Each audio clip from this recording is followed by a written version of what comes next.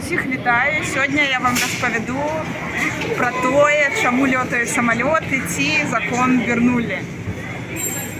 Ви можете побачити, тут є модель крила самоліта, так, у розрізі. Це така одна з фігур, які з'являються зручними для обтікання вітра їх. Да? Ми можемо сказати, що це аеродинамічна фігура. Ви бачите, що тут буде імітуватися поток ветра.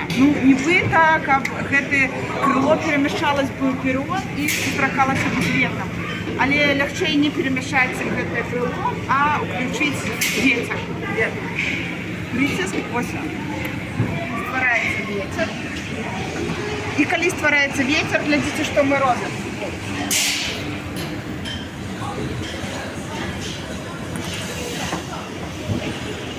Повторим эксперимент.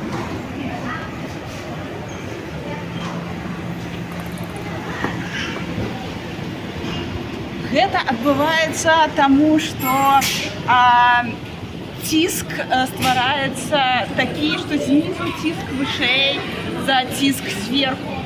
Знизу под крылом тиск выше, чем тиск сверху над крылом самолета. Менавіта тому поток з-за гэтага тиску ствараецца рух шарика, так ствараецца поток руху паверхні.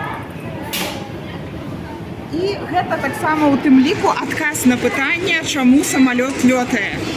Ён лётае, таму што ствараецца ціск знізу, які падымае самалёт вверх. Гэта не магія, гэта фізіка.